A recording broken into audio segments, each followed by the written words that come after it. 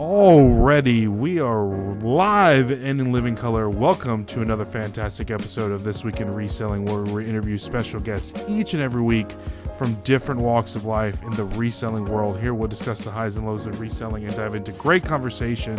We are positive they're going to hear something that's going to help you become a better reseller. I am your host, Ray, and again, I'm not joined with my co-host, Dustin. Again, he is in the process of moving into his new home, but hopefully we'll have Dustin next week. But guys, we have a great guest today. This is his second time here. We have Wayne with KAYWAY Shop. Wayne, how are you doing this fine Sunday evening, sir? I am doing good. I was talking to Ray before. Kayla can't join us tonight because he's not sick, but he's coughing. So she wants to go to bed early just in case she has to wake up. So she apologizes to anybody that was waiting for her tonight. Yeah. Well, guys, if you want to hear Kayla, we do have the first ever interview that we did with Wayne and Kayla is in the description. So if you guys want to check out that first interview, we did it 9 months ago. And that's one of the reasons why I wanted to have Wayne back on, just to kind of catch up, because a lot has changed in the last 9 months.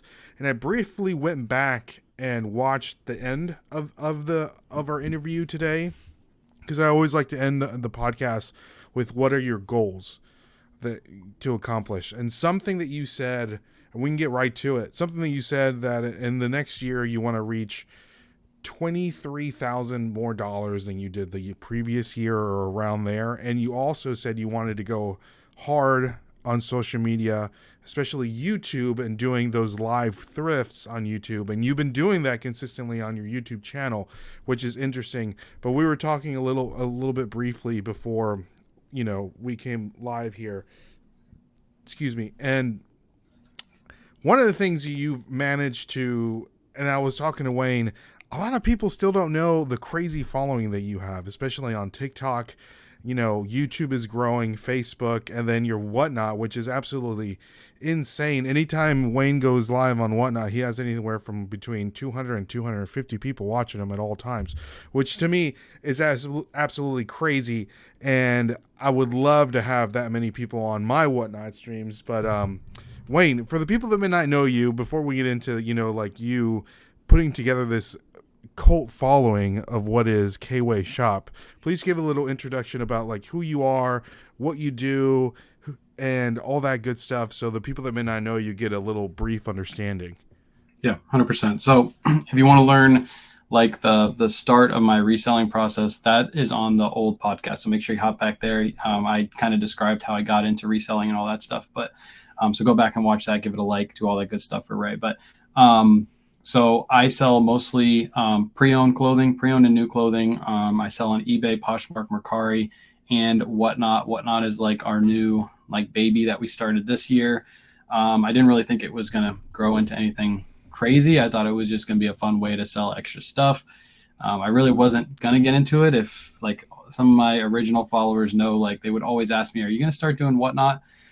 Because I would always do lives on TikTok, and they're like, you're really good at lives on TikTok. I think you'd be really great on Whatnot. And I'm like, nah. Every time I went to Whatnot, it was any show I watched, it was people selling almost junk they couldn't sell on eBay. I'd watch their shows and I'd be like, I don't know why I would even bid on that. They got it up for $5 and it's a $10, $15 piece. So that kind of threw me off, and I didn't really want to do Whatnot. And then I kept getting asked about it, and I was like, all right, let me go search through Whatnot, see how the shows are run, all that good stuff.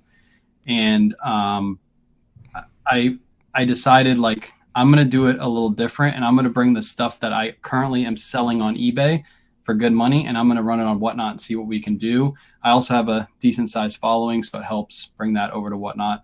But yeah, that's pretty much what we do: eBay, Poshmark, Mercari, and Whatnot. I'm officially, as of Black Friday, a 6-figure seller on Whatnot. So I hit just over 100. Congratulations! In 9 months. So that's really, really cool. I've been pushing for that really hard. And eBay this year is pretty close to that too. So we're spread across a bunch of platforms. We're not just all on one. We have multiple that we sell on. That's awesome. Congratulations, Wayne. I didn't know that.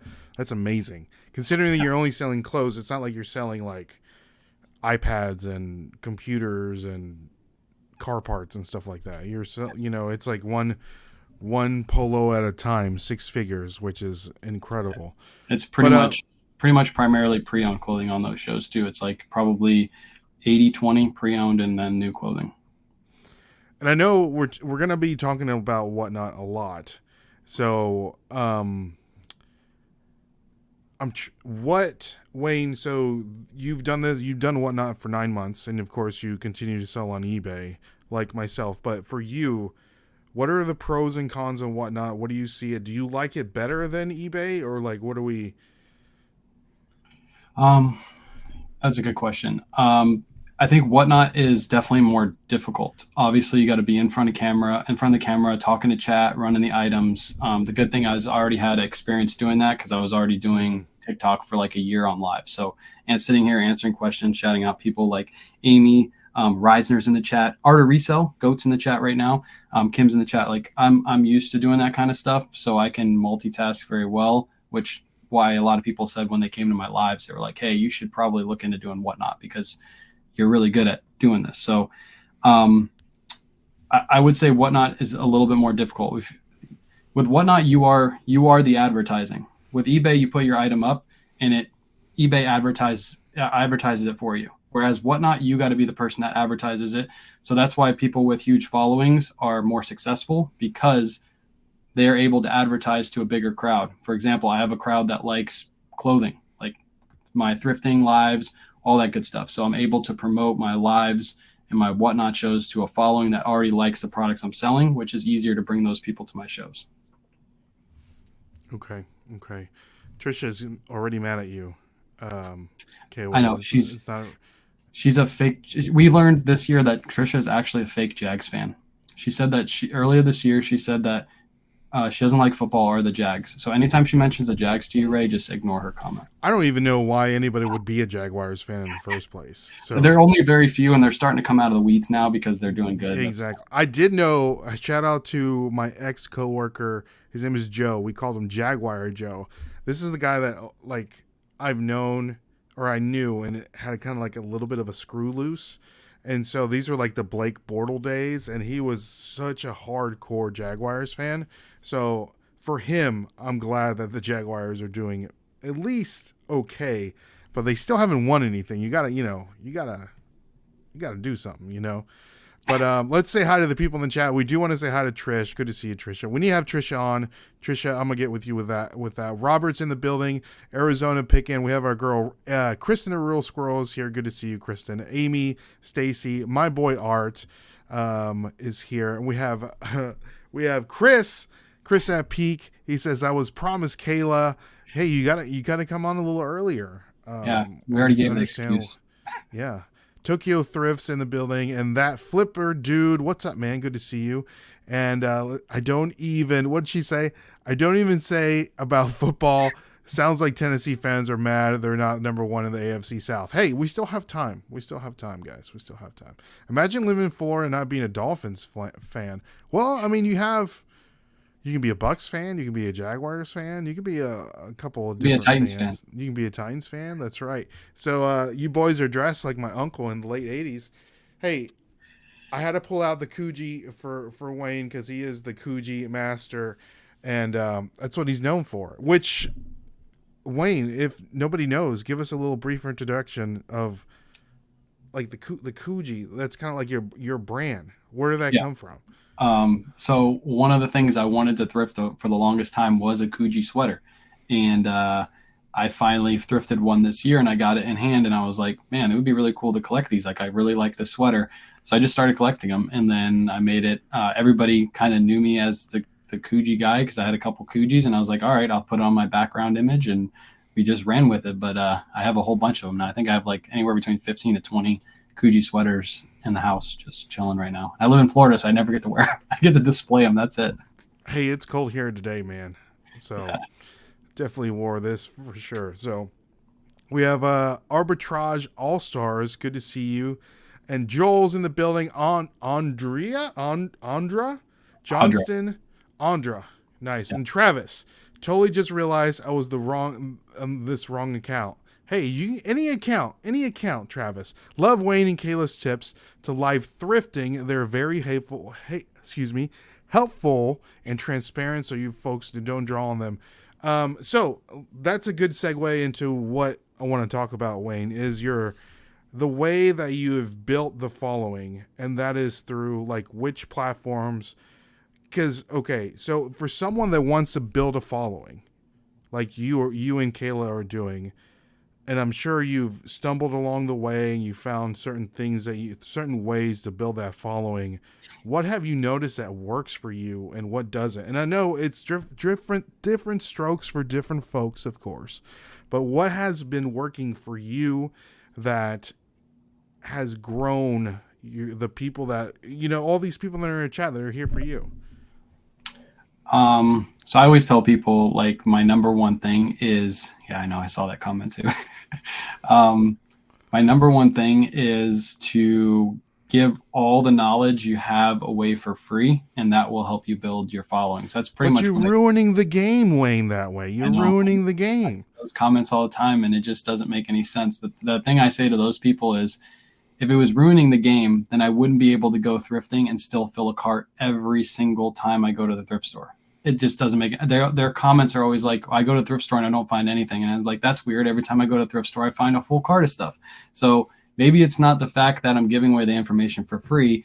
Maybe you should be listening to the information so you can take that information and go to the thrift store and fill your cart too. Yeah, it's just that it just doesn't make any sense. That argument is crazy. But yeah, growing the following, I give away the information for free. I saw like the potential on TikTok when I first started. I really liked watching like other people live and just doing like normal things live.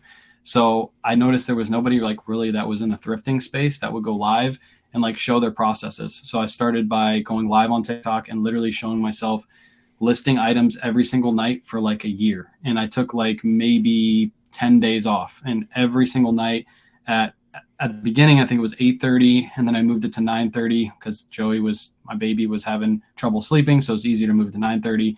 And now we're kind of at a space where I'm not going live every single night, but that's how I grew my following there. I also go live in the morning, and again, I saw a space on Facebook where nobody was going live and like shipping their orders. So I do multicast where I go live every morning on TikTok, Facebook, and YouTube and ship my orders and answer questions.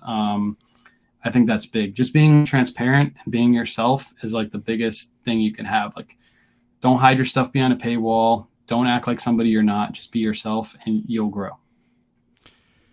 I want to reiterate what you're saying a little bit, and I don't think that people really caught this, but you were going live for a year, except for 10 days. Guys, think about this. A whole year live every single day except for 10 days, and now you don't do it as much now, but I'm sure you're doing it, if not every day, every other day. Yeah. So I'm still going pretty much live every single morning, Monday through Friday.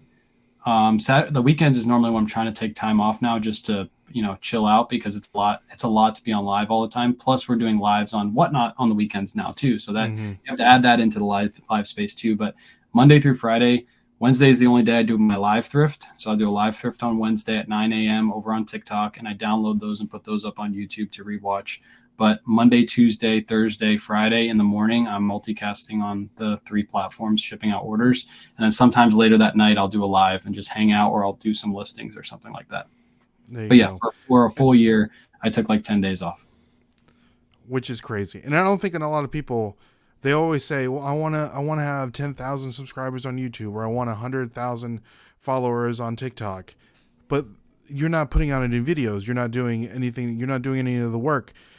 People say, I want to be a 6-figure reseller on eBay, but you're not listing anything.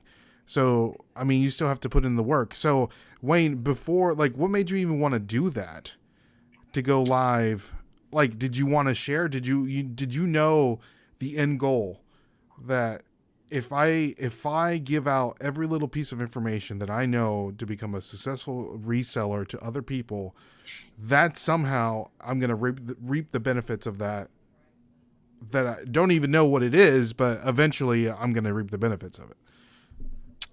I wouldn't say I was really going to reap the benefits. I was just doing what I felt like I needed to do because I learned all the information that I know from other people giving out the information for free. Like I said in the first interview, the first people I watched was Rally Roots, and Rally Roots would have these videos on YouTube and they'd give out all their information, and I'd look at their store and I'd learn a bunch from them, and then I'd go on YouTube videos and I learned from other people on YouTube.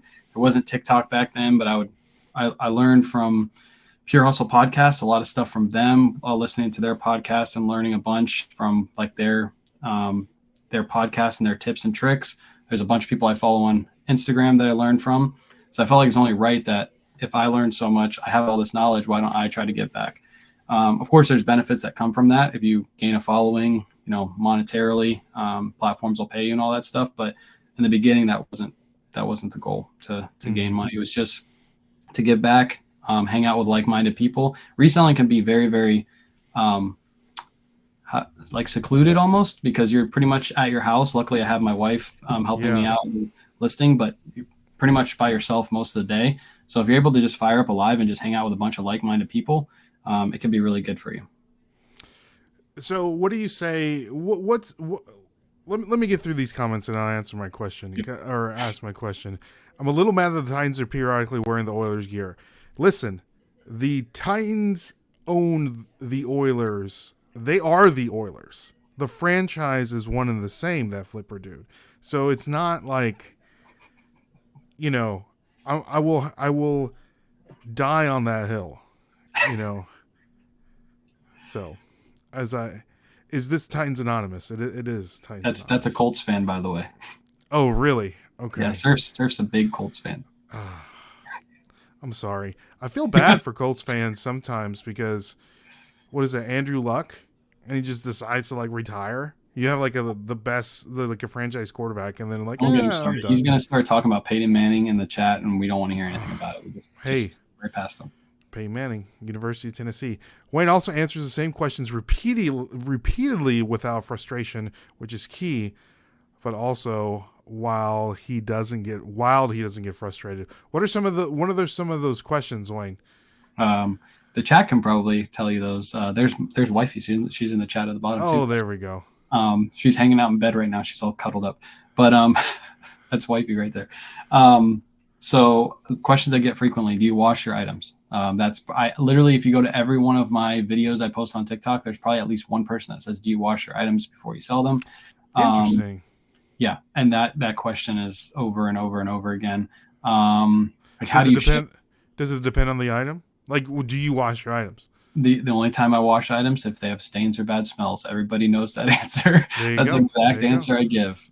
Most of the time when you go to thrifts, if you go into the bins, it's a little bit different because your items are mixed in with a bunch of random garbage. But thrift stores, especially the one I go to, handpicks their items. And most of the time when people donate to thrift stores, they donate out of their clean closets. So they're not going through their dirty laundry and donating that stuff. It's normally out of their clean closet stuff that they don't wear anymore. So typically the items are in good condition. Another one is, do you ever have an issue with bed bugs? And I'm like, bed bugs don't live in clothing. As soon as they're on the rack, they want a spot where it's not moving and they're next to somebody that they can, feast. They're not going to be stuck on a rack. As soon as you put it, it moves a little bit. They're out of there. They're going to the corner of the room, or they're going to a stuffed animal pile or something like that. They're not going to hang out in clothes. That's interesting. Huh. That's a crazy question to ask. Okay. Look at all the yeah, Audra says their whatnots are very high quality too. I've gotten some bad products from a few sellers there. You have to stand by your product like they do. People know that you can trust them to sell. So there you go. Reseller Island is a lonely island. He took the Oilers from us. I'm still bitter. You wouldn't pay for the new stadium. So I mean, come to Nashville. Trisha, thank you so much for the super sticker. Do appreciate it. Everyone go follow Trisha on all her social media platforms. Barba Booty, do you wash clothes? Okay, Jags1, hashtag, do you wash clothes? Okay, do you wash the items? Most common questions, can Kayla come out to play? There we go. I usually roll with them around in the dirt before I sell mine. Exactly. Yeah. Kevin's clothes are always absolutely filthy. So, what's the best brand? Oh my gosh! That's another. I cannot. That's such a. I can't believe I forgot that one. What's your top 5 or top 10 brands that sell most frequently. And my answer always is my eBay store is linked in my bio. You can see what I have listed and sold for the last 90 days. You can figure out what my top brand is just from that. You should do a YouTube video and then just direct them to your YouTube video. I've thought about that. I've actually next year we have a lot of goals we're going to hit, and obviously growing YouTube is one of them. We talked about that before, and I think I'm going to do videos like that I can push people to. Surfs Up does a good job doing that. He has a couple videos where he's able to just tell people, hey, go look at my video, and that's something that I'll probably focus on next year. There you go. Joel says, I started watching KAYWAY before anyone else. I get a lot of people who call others the OG, but me, I started with KAYWAY. Is that true, KAYWAY? Can you verify that? Joel was near the beginning. He definitely was not first. He was near the beginning, though. Shout out Joel. Okay. There we go. People ask for his light box. Yeah, your light box is absolutely massive. Polymailers, relisters, auto postures, all on this link tree. There you go. Yep. What's up, Angie? Good to see you. Angie Resales is in the building. Carol C. Hi, Angie. Dad, you constructed your light box personally. Nashville Flippers is an OG. That's right. I am an OG. Mm-hmm. People forget that we started, I think, how long have you been reselling, Wayne? Is it pre-pandemic? Yeah, so you were pre-pandemic. Yeah. So it's funny how, like, right now, you see a lot of YouTube videos, and I'm sure TikToks about eBay's numbers are low, and they're slow, and eBay. And these are the people that are, like, started reselling in 2020, where, like, Wii Sports was selling consistently for, like, $50. Yeah. You know what I mean? And it's like, this is kind of, it is a little bit down, but this is kind of how it is usually. And not to mention, we're kind of like a little bit in a recession going into a political year, so that's usually causes a little disruption in that. But I don't know. But thanks to Whatnot, it's been interesting this year as well. But okay, switching gears a little bit, Wayne. So what have you made a mistake in with trying to gain your following? What have I made a mistake? Did you ever do anything and you were like, this isn't working, I need to like kind of like switch gears here? I think the only thing I can think of is in the beginning of this year, I wanted to push YouTube the same time I was pushing Facebook. And I pushed Facebook really well this year because it was a really easy transition from TikTok to Facebook because you can move the same content from one platform to another. But I wanted to grow YouTube as well this year. And I started this year good with putting out videos, not live thrifts, but like actual like videos formatted for YouTube. But I just couldn't keep up with it. I was trying to do too much at once. And this was before we brought on my mother-in-law to help us with listing and stuff like that. So I was stretching myself way too thin. I think that was probably my biggest mistake that I can think of. Trying to push too much in the beginning. That's why next year, like going into next year, we have a plan to grow YouTube. That way we won't be stretched too thin. That's good. Because man, YouTube it's a beast. It's a beast for sure. Mm-hmm. So I like doing these lives because it's easy, and I like talking to people, and I like interacting with the chat. You know what I mean? Mm-hmm. It's really good. Lad was saying, you mean I can't sell anything Pokemon double retail? Exactly. 2020 was an interesting year for sure. And Trisha is amazing. 44 people watching and only 13 likes. Make sure y'all hit the thumbs up on this live. Thank you so much, Trisha. And if you haven't subscribed, do yourself a favor and do us a favor and subscribe. Would greatly appreciate the channel. And if you haven't already followed us on our podcast, if you're listening to this audibly, make sure you hit the follow button on our podcast This Week in Reselling, where we drop an episode each and every week. We do appreciate that. So with that being said, before we get into our next thing, Wayne, I do want to give a shout out to one of the sponsors of the podcast, and that's our good friends over at My Reseller Genie, the best accounting and analytics solution for all resellers, which integrates with a bunch of different reselling platforms like eBay, Poshmark, Mercari, Grailed, you name it. And guys, if you use the code Nashville Flippers, you're going to get 15% off your first month. So if you're an absolute mess come tax time and you have a box full of receipts or a spreadsheet that you cannot possibly read, please go over to my reseller genie and make sense of your numbers and use the code Nashville Flippers for 15% off your first month. So, Wayne, let's talk about eBay. Let's talk about Whatnot. Give me pros and cons for like the differences. I know that you started Whatnot. What is it? 9 months now.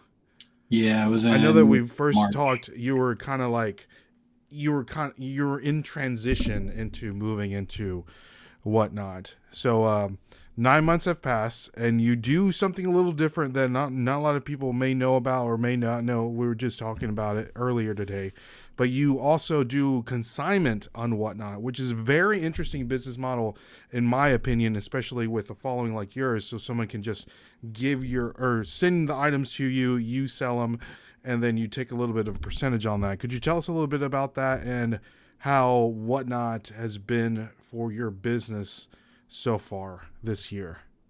Yeah. So, Whatnot, we started it March. I think it was mid-March, if I can remember correctly. I can look at my spreadsheet, figure exactly when I started, but mid-March. Again, we didn't really think it was going to grow into something huge. I saw potential on it, but I didn't know that it would potentially be my top selling platform this year as quickly as it was, and now it is my top selling platform.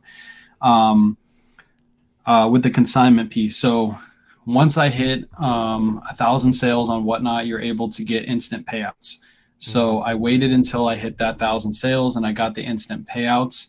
And I'm always trying to figure out ways to do something different that I don't see anybody else doing that could potentially benefit me. And I'm constantly thinking, like at night, sometimes I'm up for like an hour, just sitting in bed, thinking of like new strategies and stuff like that. Also talking to like-minded people. Shout out Chris. Me and him talk all the time. And I saw the potential. I know there's a lot of people out there. I'm one of those people that have a massive death pile, and you want to get rid of your death pile, and you want to be able to sell it for near eBay prices. So as I grew my shows and we started getting better and better prices, I saw the opportunity to reach out to some of these sellers and let people know during my lives, like, hey, we're doing consignment. We're going to start doing consignment here. We're going to take a couple people at the beginning and see how well it does. And it was really successful. We try to look for higher end items. Obviously, if we do 70-30 splits. I don't know if I mentioned that. 70-30 splits. So the consignee gets 70 and we get 30. And most people would think that's insane. You should be doing 50-50 or 60-40. And the reason I'm doing 70-30 is because most of the people I'm dealing with are resellers that spend their same amount of money that I do on their items. So I need it to be beneficial to them, as beneficial as possible. So they send me their best stuff and they're comfortable with it.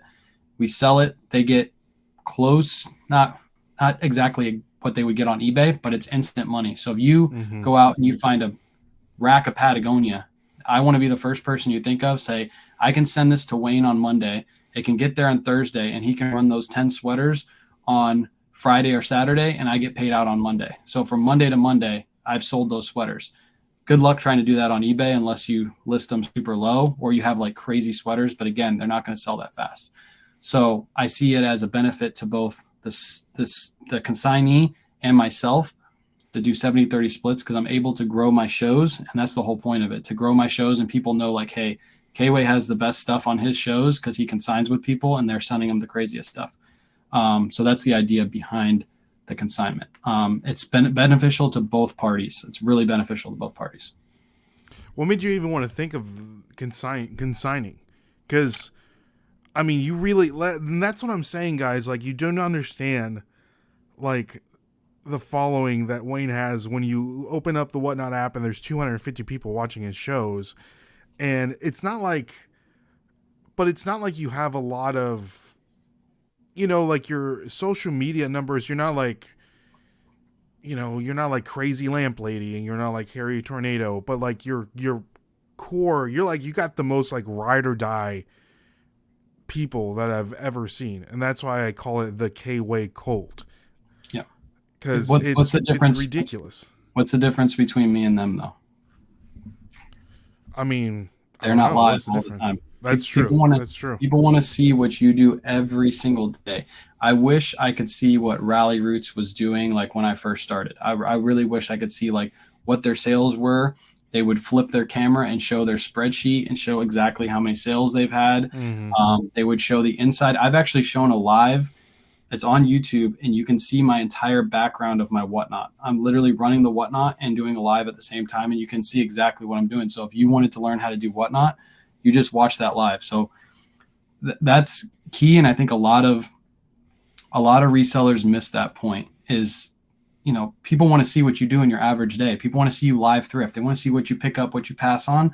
They don't want to just see what you pick up on a YouTube video. They also want to see what you pass on. If you watch my live thrifts, you can see literally probably 15,000 pieces I skip in the 90 that I pick up.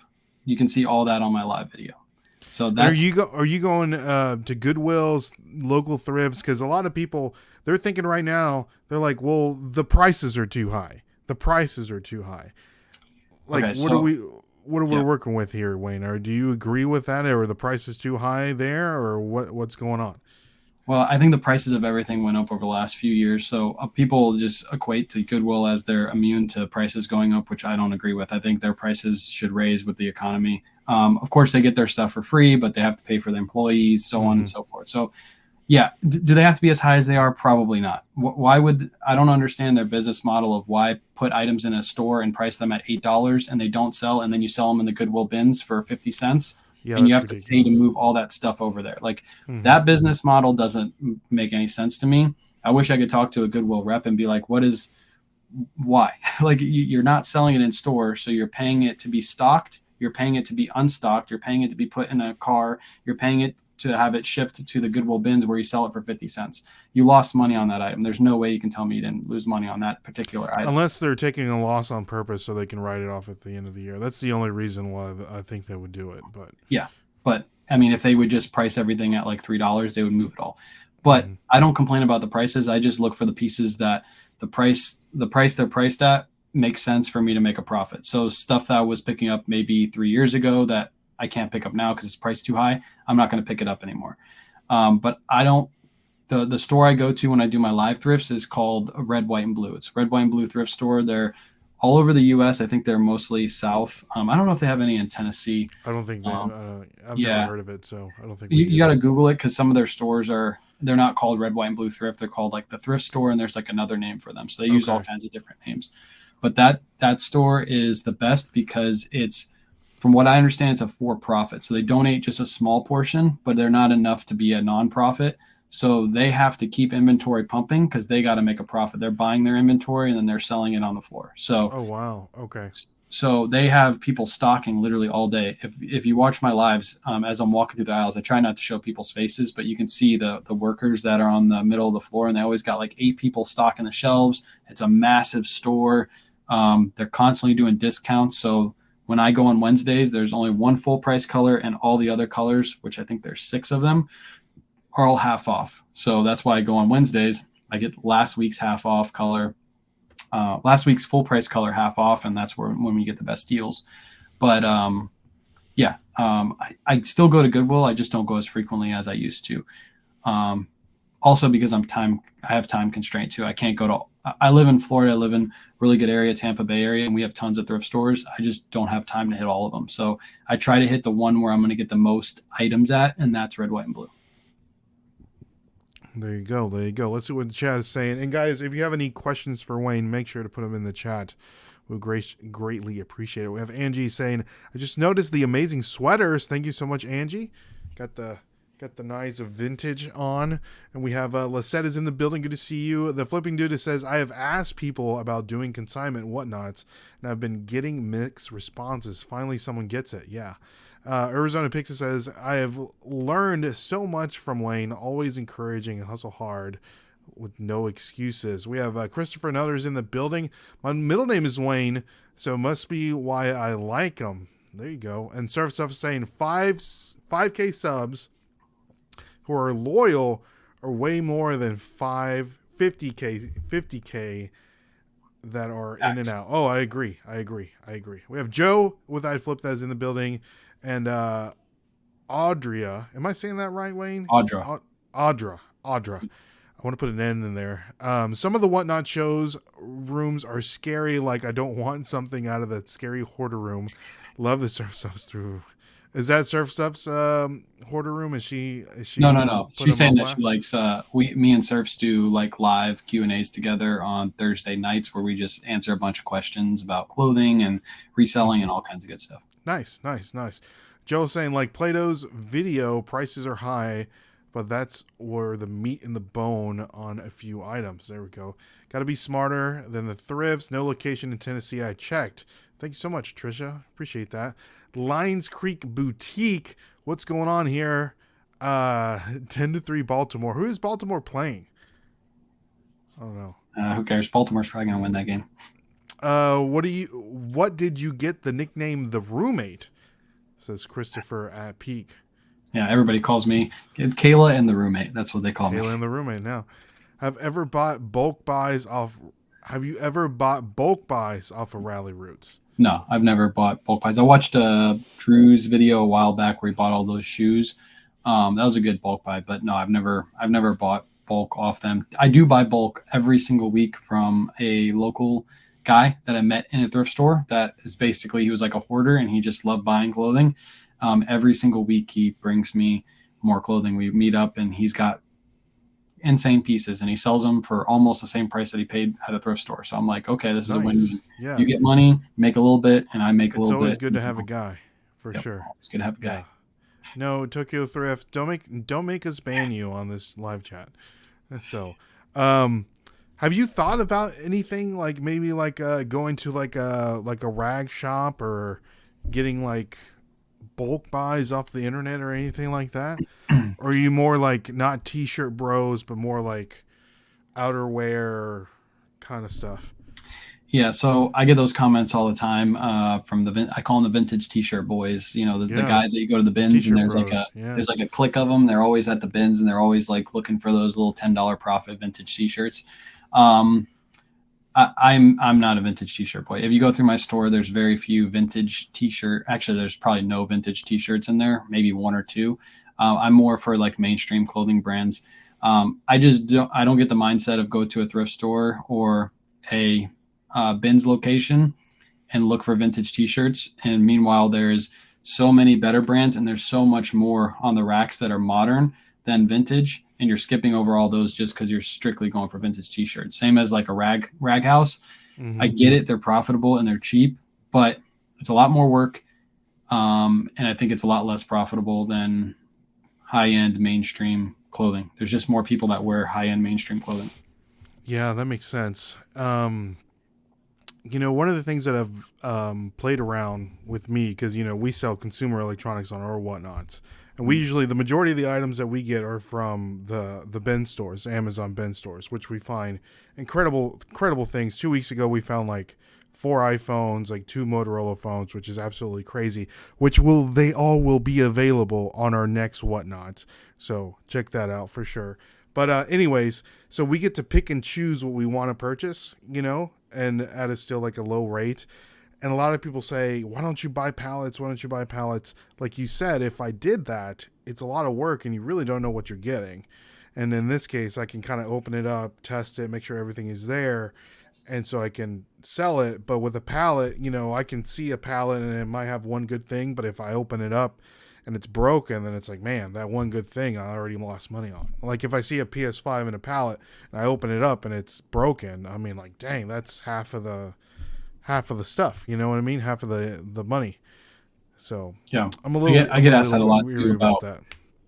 Yeah, I get asked that a lot too about buying pallets. Like, why don't you go and just buy a pallet of clothing? And pallets are hard. I think there's some people that do really good on whatnot. There's some sellers that they get really good stuff. But I noticed recently that a lot of them are running the same items. One show will be running the same thing. For example, Good American. Everybody in like a month ago was running Good American because I think Good American like blew out all their summer stuff and they all were sourcing from the same exact bulk buyer. Mm-hmm. So you went to every show and everybody's selling Good American. So there's ways to do it. If I were to do pallets and I saw something like that, I would actually hold those pallets. I would have to have a space where I could hold those pallets until everybody sold off theirs, and then I'll run them the next summer. That would be the most like 6 months later. So that way you're not running the same stuff everybody else is. That makes Also, sense. pallets, you have to source them very well, because some pallet companies, they promise you the world, and then you get them in. And They're all shady. All of them are shady. yeah, you got to assume that. I mean, if they were good, they would be selling some of the good stuff out of those pallets themselves. So they're not going to send you. They might send one or two really good pieces, but the rest are being held and they're selling on other sites and stuff like that, or Yeah. they're moving them to other pallets and they're selling them as premium pallets, so they get all the good stuff in one pallet and they charge more. Like that would make sense to me as a business owner to do that. So yeah, it's Yeah. hard to Chris has switch asked a great question here. He says, how did you get your Thrifters Only account off the ground? I think it was the it feet was pics, hard. right? Those Frodo A lot feet of that you got? a lot of feet pics, like standing on top of Coogis. That was probably the best. Yes. Yes. That was my biggest month. There you go. Best was when the companies gave him a buy box to test and the order one from his sister account. Oh, nice. Yes. Tell us So I about had that. I had a company that hit me up. This is about being transparent and, Yeah. not just going for the bag. Like, I could have reached out to this company and sold a bunch of their product and then said, hey, like, can we make an affiliate link because I've sold so many of your products, which could have easily been done, because I could have made their box look amazing on video if I really wanted to. But I chose this company reached out to me, and they said, hey, are you interested in getting a box, and you can choose whatever box you want. So I chose a Harley box, and then I chose a Carhartt box, and they sent me the box for free. And they didn't even ask me to do an unboxing. That wasn't like in any stipulation, but I was like, hey, I'll do an unboxing for you. Appreciate you for what you did. I'll make an unboxing video. But then what I did, because I know what they're going to do, in most cases, those companies put really good stuff in. So the influencers get the good stuff and they make the videos, and then everybody wants to buy the boxes. So what I did was I hit up my older sister, which nobody knows, and I hit her up and I asked her to buy a box for me, and I would pay her back. And what I was going to do is make a video where I unboxed the box that they gave me and I compared it to the box that she bought that they didn't know who she was. And you can see there's not a big discrepancy, but there's enough of a discrepancy. For example, I was only supposed to get 5 items and I got 6 items in one of the boxes, which kind of pushed it over a little bit. And the second box was not as good as the first Carhartt box. So, and I gave my honest opinion. Hey, if I were to buy these, would I buy these boxes again? Probably not, because I'm able to source the same product for, $4 to $6. And in these boxes, I think it came out to $10 a piece or something like that. And I was like, there's not enough profit to be made. So personally, I wouldn't buy these boxes. But if you have a hard time sourcing clothing and you want to buy some boxes to see if you can get some good pieces and maybe up your sales or fill your store, this would be a good option. But for me, it doesn't make sense. So that's being honest and transparent, and not just going for, I'm going to make a video and make it look really good and then get an affiliate link and make some money off of it. No. Because at the end of the day, who's going to be in trouble? Me or the company? My followers are going to come from me. They're going to be like, you sold me these crappy boxes. And I'll be like, I didn't put them together. The company did. And then, you lose followers that way. And keeping your followers is the most important thing. There you go. There you go. So Wayne, have you noticed the items that, let's say, that you would purchase for eBay are different from the ones that you would sell on Whatnot? Like, have you noticed you're able to pick up, let's say, more things for Whatnot that you would go on a thrift store than you would pick up on eBay due to, like, maybe price margins, or hopefully somebody can run up the auction on Whatnot? You know what I mean? Like, have you noticed the things that maybe you would have left 9 months ago, now you're picking up because you can easily flip it on Whatnot? Yes and no. More no than yes. There are certain brands and certain items that go for more. So the key to Whatnot is, if you put a plain Coogee sweater in front of somebody, like, let's say this Coogee sweater is completely black, and I put this in front of a Whatnot crowd, it wouldn't sell for as much, obviously, as the colorful one would. But I think the colorful one in some cases would go for eBay prices, or maybe over eBay prices, because you only have a short period of time to purchase that item. So if I can talk it up, make it desirable, and run the item, people will bid against each other. It becomes crazy. Like, people want that item because they only have a certain period of time to buy it. So for example, one of the brands we like to buy and sell and Whatnot that we typically wouldn't buy and bring to eBay is Disney items. Disney items, in some cases, well, Spirit jerseys do good on eBay, but like regular Disney items, they don't sell for fast and for crazy money. But some of the Disney items we've been running on Whatnot have been going for really good money. So we're going to continue to pick up like loud, vibrant Disney items. I think that's an example of something that I wouldn't typically buy and bring to eBay. But most of the things you see on my Whatnot shows, you can go to my eBay store and see them listed on eBay. Like I said in the beginning, I want to bring stuff that people are actually interested in buying.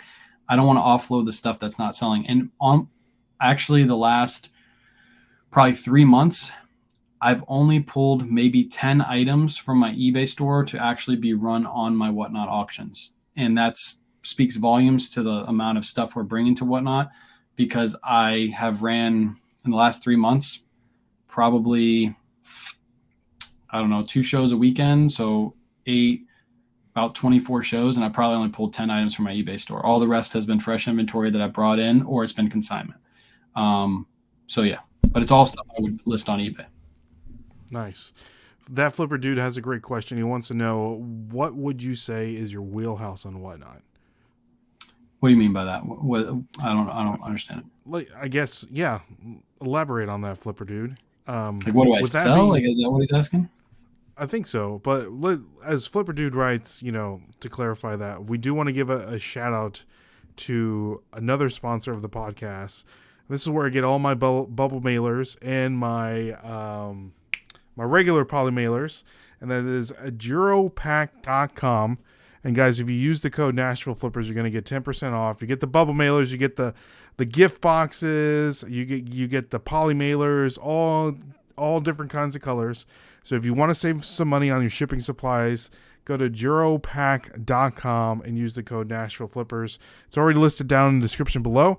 So go over there and save some money on some shipping supplies. So he says, what do you do best selling on Whatnot? What do I like?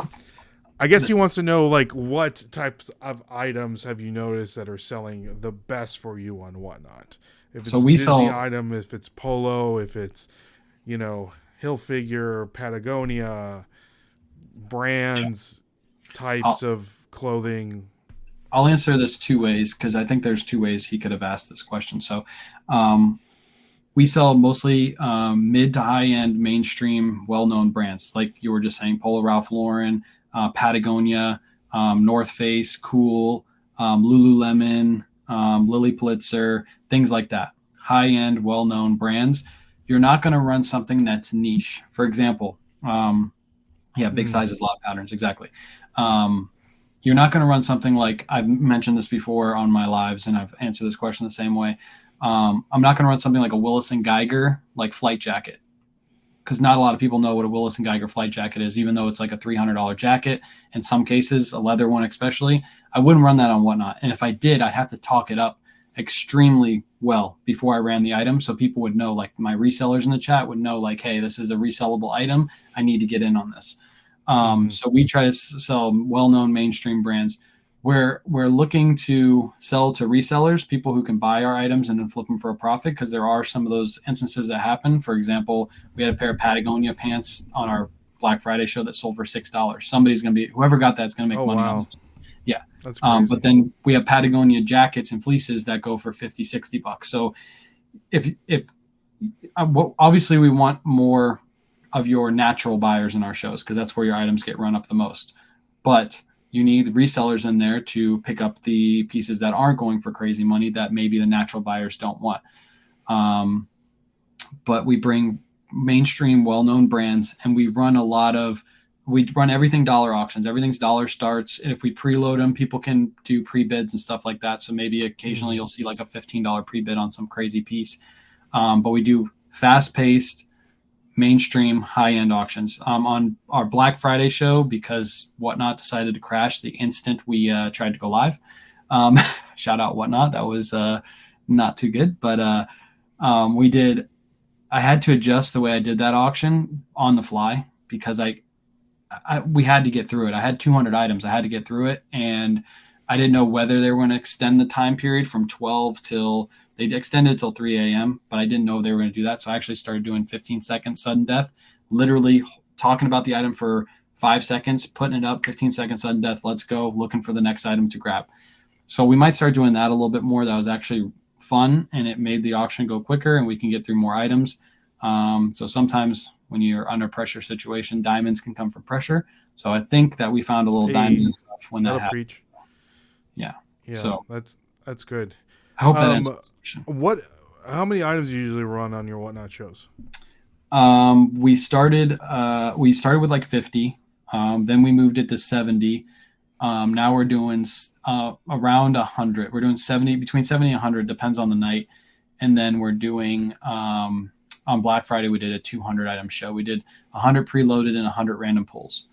If you guys are listening to this before December 1st, on December 1st, we're doing a full giveaway show, and we're giving away dunks. We're giving away Barefoot Dreams, new with tags. We're giving away a bunch of random stuff just for, shouting out the people and appreciating them. We're doing a huge giveaway show. So if you can make That's it. Awesome. That's a good way. And a lot of people have been following suit to that just to gain a lot of followers. I think that's awesome. So Wayne, for the people that may be listening to this and they're like, okay, they're sitting right now and they're like, I have a Whatnot, but I'm struggling to get people on my show. I don't have a following like KAYWAY does. Like, what are some tips that you can give these people? Yeah. Like I said in the beginning, I think a lot of people come from eBay to Whatnot and they just expect to fire up a Whatnot and have 200 people in their show. And if you expect that to happen, you should be expected to fail, because it's just not going to happen. There's just no way there's no way, even if Whatnot pushed your show and you're on the front page, you're still not going to get that many people. You have to promote your show. And I think that's where a lot of people fail. They just assume it's kind of like eBay. I can list my item, forget it, and eBay is going to push it to millions of people, and eventually it's going to sell. Whatnot's a completely different beast. Whatnot's like owning your own brick and mortar store. You got to advertise your show. That's like the easiest comparison I can think of. So that's why people say like it's not fair that all these, big TikTok, YouTube, Instagram, Facebook stars are big on Whatnot. It's because we have the best way to advertise. We literally have hundreds of thousands of people that follow us. So when I put out a post on Facebook, it goes to all 100,000 of my followers. If they're scrolling through their feed, they're going to see my post. So what I would suggest is if you want to grow your Whatnot, you have to grow the way you advertise, and that might be social media, or it might be a different way of advertising that I haven't thought of yet. But social media is the easiest way. If you can grow a platform of just 10,000 people that are interested in what you do, and you put out a post, you're going to have more people in your show than if you didn't have a social media platform and you're just trying to go live on Whatnot. I will say there's anomalies to that. Shout out to ZK Styles. ZK is a person I interviewed on my TikTok. It's up on my YouTube if anybody wants to watch it. She's that girl that sells clothing? Yeah, she sells clothing. She did the Runway show. Most people know her for the Runway show. I love that show. Yeah. Like I was showing my wife, I'm like, look how cool this is. Exactly. They are not saying anything. They're just wearing the clothes, doing a runway, and running the items. Like that is so creative. Yep. That I was like, this is brilliant. ZK has a super good mindset. That's why I wanted to interview her. I did an interview. I had her explain how she grew her Whatnot following. She grew it on Whatnot by going into other people's shows, showing support. Then she started doing her shows. So she was still hopping back between people's shows and, showing support on their shows. They would show support on her shows. She would start to grow her following. And that's how she got her start. She started with, I think she said, mostly thrifted items. And then she started moving with new with tags as she started growing. But yes, she's doing things like exactly what you said. She's doing different things. Like she's not following what everybody else does. She's like, how can I separate myself out from the crowd? And that's a lot of what I was talking about before when I'm up late at night. And I'm constantly thinking of how can I separate myself out? How can I be different than everybody else? Maybe it's just a little difference, but it's enough to get people into my shows or into my lives or onto my Facebook and YouTube and Instagram. How do I do that? How do I do something that people aren't thinking of, or just add a little twist to it? And she is just like me in that mindset where that show was epic. And that's what everybody talks about her. Like when they talk about her, they talk about that show. It's really smart. Super smart. So cool. It's so cool. Let's see. Joel is saying, this is a great question by Joel. If something goes for $300 on eBay and you put it on Whatnot, what is the least amount that you are okay with an item selling for? Percentage wise, if it goes for 300 on eBay, would it be okay for 50 on Whatnot? That's a great question. Wayne? That really depends on my buy cost. If I bought that thing for $1, I don't care what it sells for. Even if it goes for 300 on eBay, it's a draw piece. I'll tell you guys this: you guys saw that Harley Davidson leather jacket, the women's new tag Harley Davidson Screaming Eagle leather jacket. That thing, if you look it up on eBay, they go between like 250, 300 sometimes, especially new tags. Mine was an extra small; it hurt it a little bit. But I actually paid up for that piece, and I actually lost money on that piece. And most people would say that's a fail, but that's a draw piece. That's what brings people to the show. They're like, I want to see what that item goes for. And that item went for less, but other items went for more because I brought more people to my show. Same thing as like when you go to a business and like Walmart has loss leaders. They have things that they purposely put out that they know they're going to break even on or maybe lose a little bit of money on because they want people to come into the door to buy other things. If they put the loss leader at the back of the store because it's some really good deal, but you have to walk past all the stuff to get to the loss leader, and then you walk back through, you might pick up 3 other things that are big money makers that they're going to make their money on.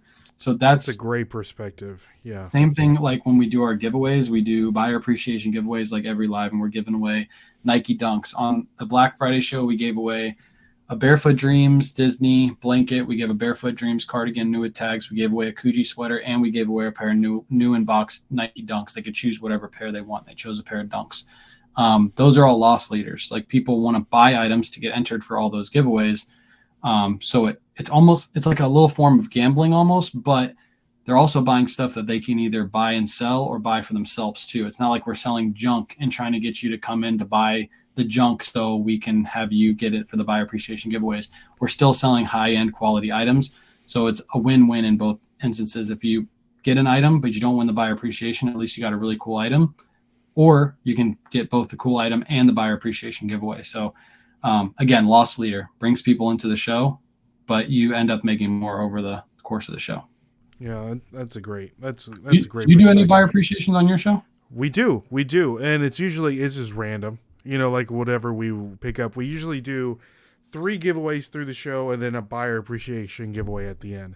Not on Friday, but the week before that, we found a Nicolas Cage blanket with Nicolas Cage's face on it. So we did that as a buyer appreciation giveaway. So like we just do like really random stuff that we think is funny or cool or whatever the case. But yeah.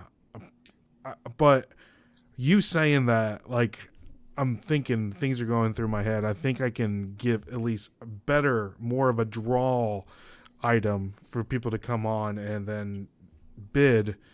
So hopefully win for that buyer appreciation giveaway. So and what you do is all throughout the live, like if you have, let's say 70 items that you're running on that show, every 10 to 15 items, you hold up that buyer appreciation. You're like, hey, by the way, you're entering for this camera. If you buy one item, you're entered for this camera. This thing goes for good money. Go look it up if you want to.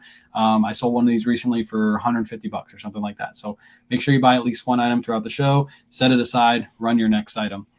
During the Black Friday show, it was actually beneficial, a little bit not, but the shop went down. So nobody could buy anything from our shop. So to be entered in the buyer appreciations, like right before they were run, they had to buy an auction. So some of the auctions actually went a little bit higher, but I think we would have sold more if the shop was open because I had stuff loaded in the shop. So it was like really annoying. But that's the mindset between buyer appreciation. Yeah. And then to piggyback on what you were saying on Joel's comment, like what we do, like for instance, like we picked up I found a Motorola Razr, like one of those new ones that like folds down, that smartphone. I found it for $7. It's selling for like $450 on eBay, but on Whatnot we had it listed for $300 starting price, which someone would have won it for $300, which I'm okay losing that $150, knowing that I can sell it literally like that day. Like, and then 2 weeks ago, I went to the flea market and found 3 in-box Furbies from 1998, and I paid $40 for all 3 of them. And I could list them on eBay, sell them for $50 to $60 all day long. But that night, I put them up for $100 on Whatnot, and they sold for $130. So which is great. And within, I didn't even have them even 3 hours, and they already sold because I know that I can just easy flip, quick flip. So it depends on what your margins are, like Wayne was saying, and how quick you want to sit on something. And guys, I'm in the selling business. I ain't in the storage business. You know what I mean? So I want to get it in and get it out quick. That's my perspective. With those Furbies, did you make any content on that? No, zero. Okay. What you should do, advice from me to you is you should make a video of you picking up those Furbies, showing what they could sell for on eBay, and then showing what they sold for on Whatnot. You can make a video of you going picking them up, showing the Furbies, getting them home, showing what they could go for on eBay, and then showing the background of you running on Whatnot, because you can download the Whatnots afterwards, and then show what they went for. And that might draw on the people that are interested in those type of products. Same as that Motorola Razor, you can show yourself picking it up, a short form video of you picking it up, showing it, putting it on Whatnot, showing yourself listing it, and then showing it sell on Whatnot for $150 less. And then you can do the whole, go through the link in my bio and you'll get $10 or $15, whatever you have. That's the Razor. I was actually planning on doing that because that video, it kind of went like semi-viral. I think it has like 400,000 views currently on TikTok. And I have 60 DMs from people from Ghana saying that they would love to buy the phone, which I don't know. I guess people in Africa really enjoy my content. So shout out to Zimbabwe, shout out to Ghana. So that's your core following right there. That's my core following, baby. Let's go. So let's see here. Tip for the other Whatnot shows: don't hang your items from the ceiling like a me hook and clean your room behind you. Who does that? That's interesting. Do you do that? Do you do that? No. But I know what she's talking about. Like some people, like you can see everything that's behind them. They're like in the middle of their house, running their Whatnot show, and they're like couches behind them and stuff like that. Yeah. Like people, you have to make the aesthetic good for the person that's buying your item. Sure. Yeah, because it's like, they wouldn't go buy something like food at Walmart if Walmart's all dirty and grimy where the food is. You just be like, all right, I'm going to the next place. I did notice that too, because our first couple Whatnots, before we got our like office, because we have a space where we do our Whatnot streams out of. We were doing it out of my office here in my room, and all my collectibles and stuff, that was like kind of the backdrop, but it's not like what we were selling, so it was like a little bit misleading. And then we moved into our space and we're like, this is our office, this is away from all this, and we're gonna run our Whatnots out of here. And then we just had like I got a backdrop where it says like Nashville Flippers, and I would grab an item, show it or whatever. And still it wasn't, like translating. And then I got a metal rack with wheels, and I would just set everything that I was selling on that metal rack. And then it was just would be behind me, and then people would just look, and it's like, hey, what's that on your left side on bottom shelf? What's that? What's this? What's that? So I think that's great. You can do other things. I know that you have like, what is it? Just like a hanging rack? Yeah. So you pull clothes. Yeah, that rack behind me. I actually cleaned it up a little bit in here because we had all the racks from our 200 item show. We've been shipping, like all those are orders from the 200 item show that we packed up today. But we use a rack like that, and it's a 2-level rack. So there's another level right there that we can hang shirts from. We just shipped out all those so far, so that's why it's only up top. But yeah, we just have those. You could wheel them around we have a small space. We have a really small house actually. So we're looking to expand to a bigger house, which would help us, especially if we can get a garage space that's like a 2-car garage, because right now we have a 1-car garage. So if I can move that into there, make a whole Whatnot background set and all that, it'd definitely help out. But like on the 200 item show, we had 2 racks in here. And then because we're limited on space, we ran a buyer appreciation at 100 items. And then we pulled those 2 racks out and brought the other 2 racks in while the buyer appreciation was going, so we didn't lose anybody.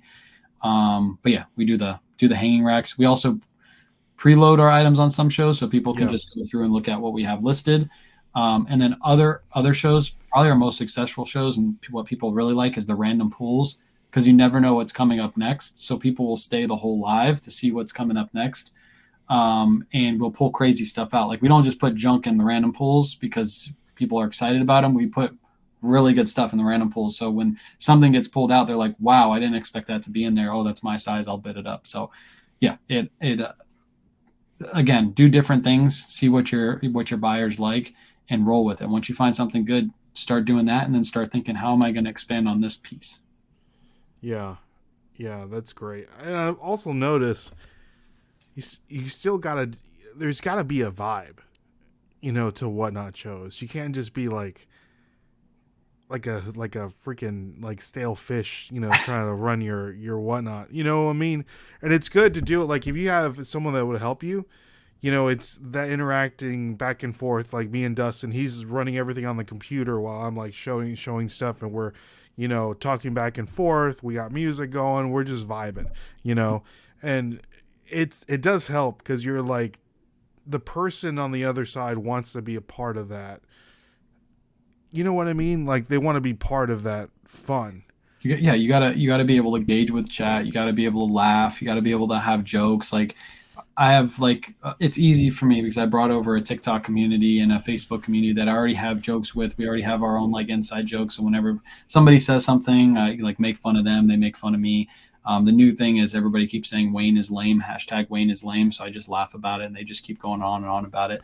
But yeah, like different things like that make it fun, and you make it like a little community and people want to come back and enjoy the experience. You can't, like you said, you can't just be standing there like, please buy this item. It's running for $5.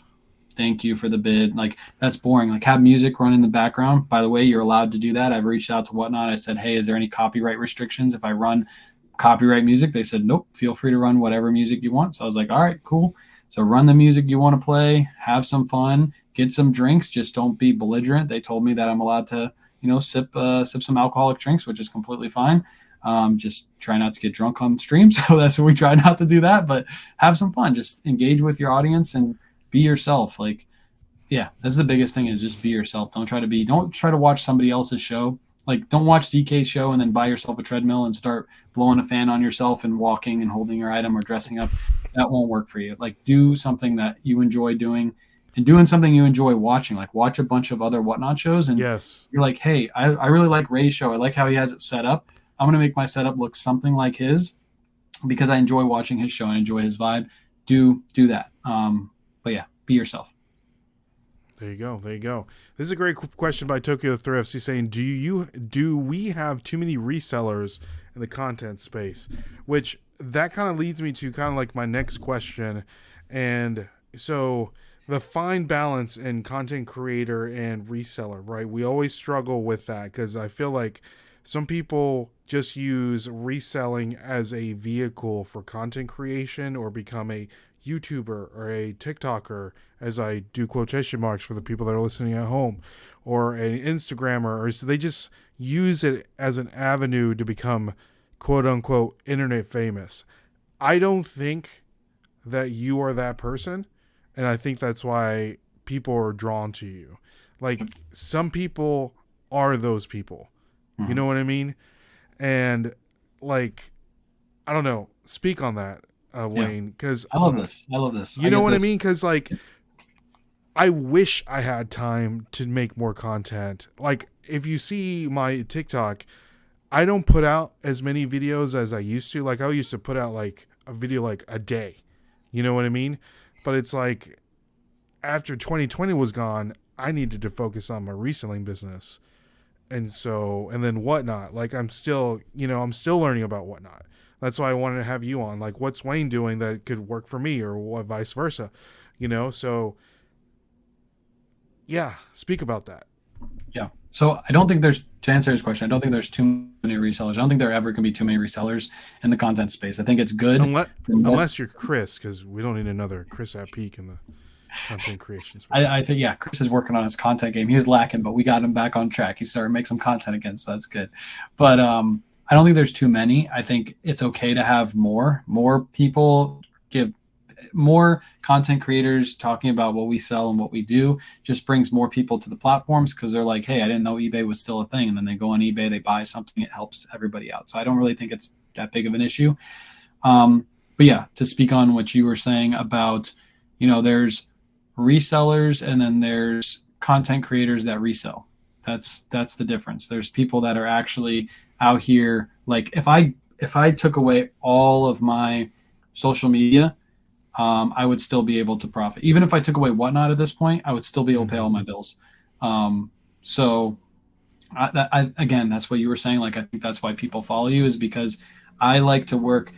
I like to work on the ground. Like, I'm on the ground with everybody else. That's why I do the lives. That's why I show what I do. I give out all my knowledge, because I'm on the ground with everybody else. I'm doing the same thing. I'm still listing. Obviously, we have help now because we're doing multiple things, but we're still listing consistently every single day on eBay. We're cross listing. We're doing all that stuff, and we're also doing whatnot. So I'm still trying to stay where everybody else is, and I'm also trying to grow at the same time. Whereas what you're saying is there's people out there that they make content about reselling, but if it wasn't for their content and the amount of people that were following them and the money they made from their content, they wouldn't actually be able to pay their bills. Um, I think, but I think there's also a space for that, and that's okay. Um, but I don't. I kind of get your vibe. Like, I'm kind of the same way. I don't really like people that call themselves resellers, but they're content creators. Call yourself a content creator that resells. That's what you should be. Um, you get your money from your. Where is that fine line? Because it's like there is like a very fine line. You say you're in the dirt, you're in the trenches with all of us here, but like, what if KAYWAY becomes too big and he's like, like giving seminars with like Gary V and stuff, and then it's like, man, we're all gonna sit here, on the ground zero, and we're like, man, I remember when KAYWAY was that guy, and now what happened to KAYWAY, I think as long as I'm still, if I'm having a seminar with Gary V, but you're going to my eBay store and still seeing consistent sales, and you're not seeing an eBay store with 50 items in it, and I sold one item over the last 6 months, then I'm still working on the ground. If I'm still doing lives and I'm still, showing that I'm doing the same thing everybody else is, I think I'm still on the ground level. Um, yeah, that's what I think. Okay. And that's one of the things, like, when I talk, because I've done anybody who resells is a resell. Oh, that's a good. Anybody who resells is a reseller, Mm-hmm. says Kevin.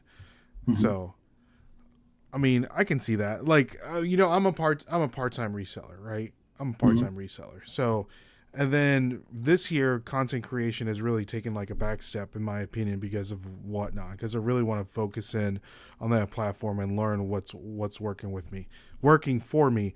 But I've done these interviews for a lot of people, and I would say that 50% of the time, the interview starts turning from reselling related content to, or reselling talk into content creation talk, right? Mm-hmm.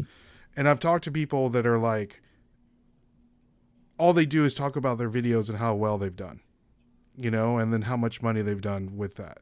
Like, for you, is that your focus? Like, are you focusing on, I need to do a video this way so it pops off and then I can make this much money for it? Or is that just No, I not even mean, thinking about it? if you even go to my TikTok, and by the way, people who aren't on TikTok, you can make good money on TikTok. TikTok and Facebook are very, very close to, they're getting very close to YouTube. Although TikTok took a little step back recently, a lot of the creators have been realizing their RPM has gone down when their videos go viral. But even if you go to my TikTok right now, my Yeah, they average, pick and choose what is considered a eligible yeah, view.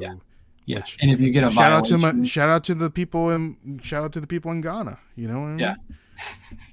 mean? If you get a violation, they take it away too. It's kind of annoying. But my average view on TikTok is like probably like 30 to 40K. So I'm making 30 to, actually less than that. If it's 40K, you're making like $30 because some of those aren't qualified views, or they're people that watched it over again, so they don't qualify.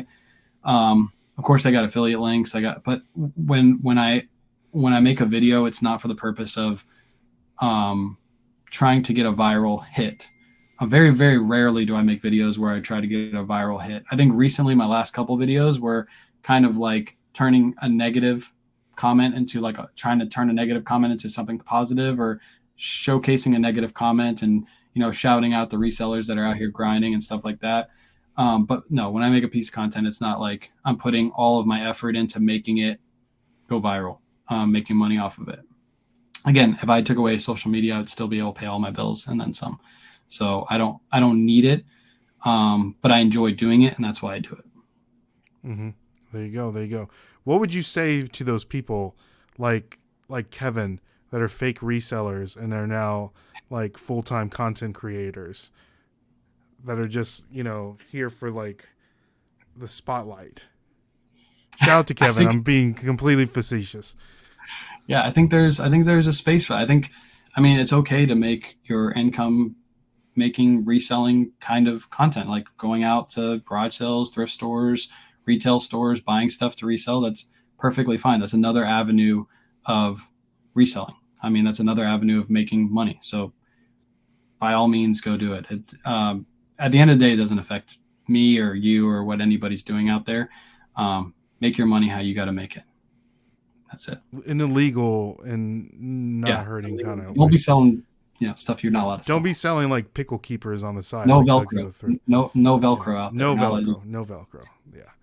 Say it, bro away. Me too. I love what? Oh, what is a pickle keeper? Anyways, the elusive pickle keeper. I don't know if that's like a inside joke. I think that's on the only thrifters that Chris at Peak was talking about earlier. Okay, this is a great question by Kristen. She's saying, talk about the help that you were alluding to. And I know there is a fine line to where, time is a commodity that none of us can buy or purchase, that we all have the same amount.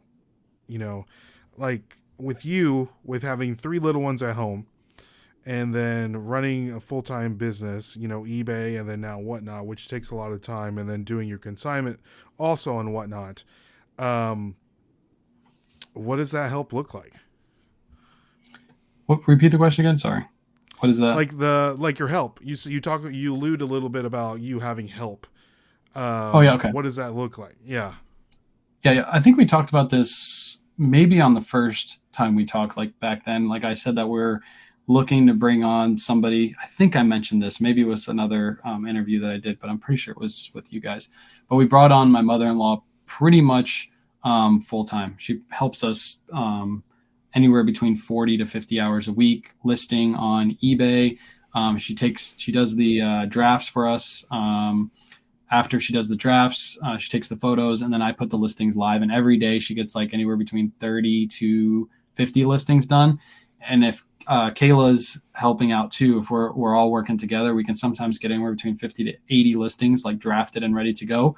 And I like to keep some of those in the draft bank. Hopefully people know what that is, like keeping a log bank of drafts ready to go. So that way, if you have like on the weekend, you don't want to do any work, but you want to put 30 listings live, all you have to do is just go put them all live, and it keeps the algorithm going.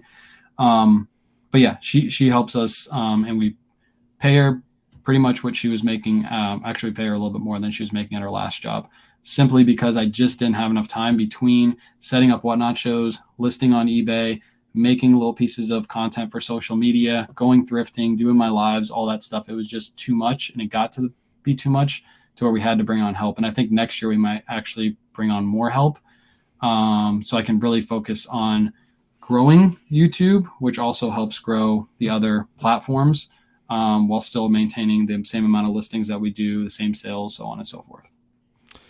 Okay. How do you know, a lot of people probably are in this position right now too. When did you decide to make that decision on bringing somebody along that will help you? Like maybe someone's at that threshold or at that line to where, okay, I need to get somebody, but like, what does that look like? You know what I mean?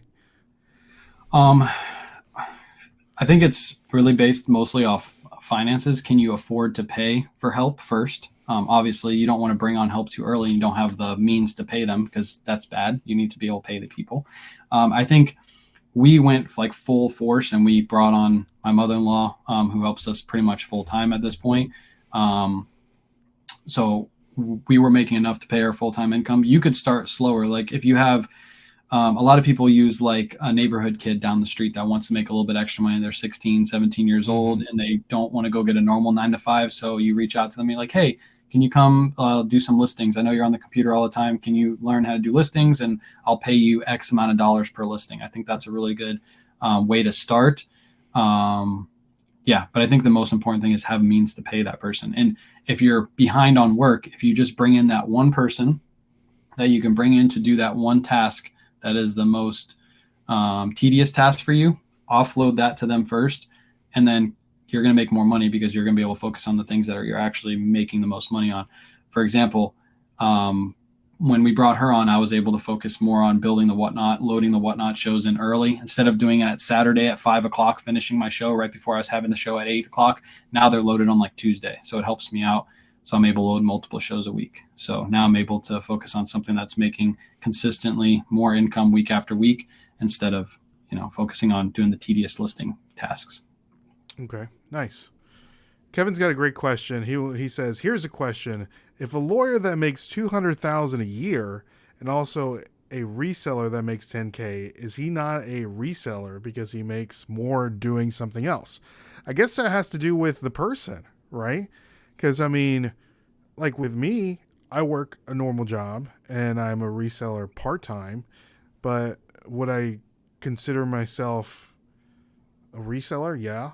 But, I mean, I guess if you consider reselling as a hobby, like how serious you're taking it, which 10K I would think would be, like pretty substantial. But that sounds like for a lawyer that makes 200,000, that sounds like pretty much like a hobby, something that he might want to do on the side. But that has to do with like the person. I mean, when you were a mailman, Wayne, were you reselling on the side? Like, did you consider yourself a mailman that resells on the side, or did you consider yourself a reseller, part-time reseller, full-time mailman? That's a good question. For me, I resold on the side.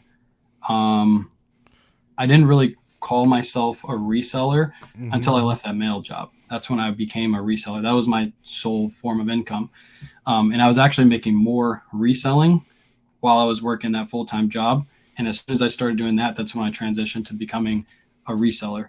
Like I said, there's people that make content about reselling, but don't make their full-time income about make their content about reselling, but they're not a full-time reseller. If they quit making content, they wouldn't be able to support themselves. I think that's when you're technically a reseller, when you can support yourself making the money from reselling. Yeah, that's just my opinion. I mean, people can have their own opinions about that. Yeah. If you made most of your content selling, let's say you were selling, I don't know, let's just name something. Trying to think of like a product I can pick. Hairspray. I don't know. Coogee sweaters. Let's say you were selling Coogee sweaters, right? And you only sold $5,000 worth of Coogee sweaters a year, but you made $500,000 on the content you made on the Coogee sweaters. Are you a Coogee sweater seller? No. Or are you a content creator that makes money selling Coogee sweaters? Yes. I think you're a content creator first that resells, which is completely fine. At that point, you should probably open up a marketing agency or something to help people, Yeah, it's cool. I agree with you on that. And I do feel, and I'm not trying to bash anybody or anything like that. And Kevin, I'm not bashing you because I know that you're probably taking offense.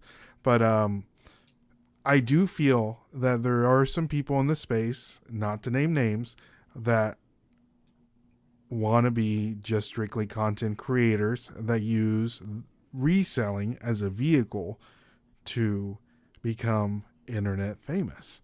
And that's my opinion.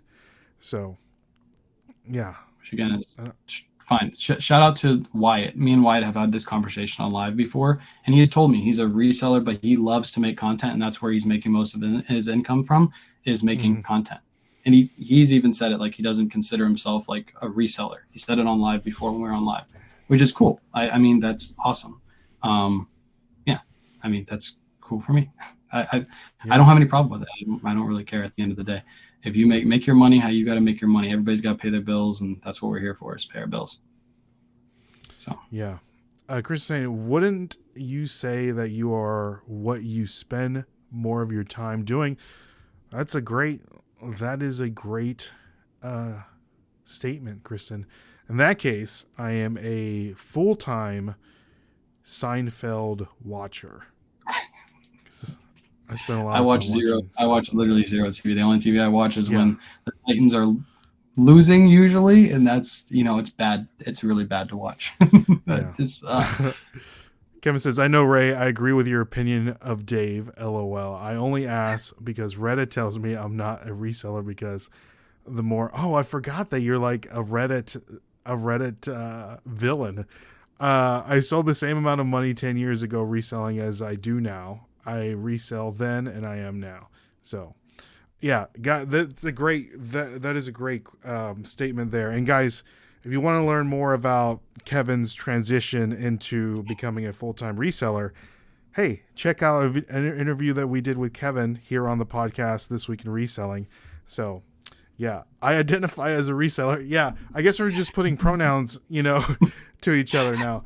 Can we see more fish on the Kuji? Yeah, that is the fish one, right? Yeah, I got the fishies on the front. Yeah, that's a nice one. He flipped. Yeah, exactly. Yeah. So, yeah, and like KAYWAY said, if that's your thing, then that's your thing. And I mean, I'm not hating. Shoot, if I can make $200,000 making reselling content, hey, by all means, baby, bring on the money. I'm the person that I will probably be the person that chases the bag the quickest out of anybody here. So don't hate on that. So I'm saying that if you spend more time being a mailman than a reseller, then you're a mailman and not a part-time reseller. I think so. Like with me, I do consider myself a part-time reseller, even though I'm putting in full-time hours because I have a quote-unquote regular job. So yeah, I would see that. I think, yeah, I'm not full-time. I still part-time, 15 to 20 hours a week reselling, same as always. So there you go, Kevin. I say Kevin's hardcore reseller first and foremost. He loves what he does. Yeah. So with that being said, guys, make sure you follow KAYWAY on all of his social media platforms. I'm sure you can find him every day live somewhere. He's probably on, is Be Real still a thing? Is that still a thing? I have no clue. Right? I've never been on there. I've never been on there too, but I think that like started to become a thing, and then people are like, let's not. There's that one, that Clapper app when TikTok was having that thing where everybody was. That's a terrible name. Like it sounds like you have the clap. Really, really bad. But I started posting some content there because I didn't know if TikTok was going to go away. So I was like, I'll start posting some content there, and then I stopped. So, Kristen. Sorry, not digging on anyone, just trying to help identify. Yeah. KAYWAY, are you on IG? He's on everywhere, baby. He's on everywhere. I'm on Instagram, Facebook, TikTok, and YouTube. Like I said, next year I'm going to start focusing more on doing YouTube. I'm trying to put out weekly YouTube videos. It's so what does that look? What does that look like? And I know that we talked on our previous episode of the podcast about YouTube. What does that look like for you in this previous year you really want to focus on? What does that look like? Do you have it drawn out? Is that something that you're still venturing and putting ideas down and talking to your wife about? We have a huge announcement. We've been teasing it a little bit on some of our lives. And are you having another baby? No, I'm there's no more coming out of me. Oh, there you go. Done. Spin blanks, ladies and gentlemen. Once I got the boy, we're done. We're over with. That's it. But we have a big announcement coming sometime around January 1st, either a little bit before or on January 1st. We got a big announcement for the new year. Some plans that we have. Growing YouTube. So the first year I started making content, it was like I started, liking, making videos and putting out the content on TikTok, and I grew my TikTok. I think in the first year I got like 50,000 followers, something like that.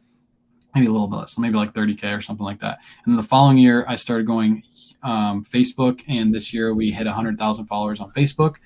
And next year is YouTube. So right now, I think we're sitting at 10K on YouTube.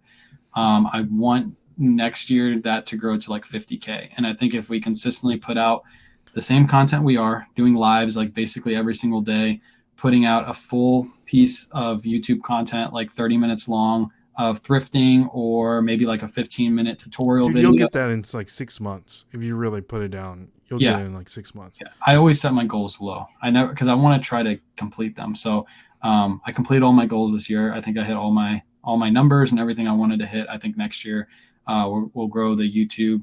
I think bringing on another person is going to help do that. And YouTube, we're using it as a funnel to our Whatnot shows. Because like I said, that's like your biggest. Smart. That's smart. That's what you need to do. Advertising. And I think most people see YouTube as that one platform. Once you hit that reselling wise, you've made it.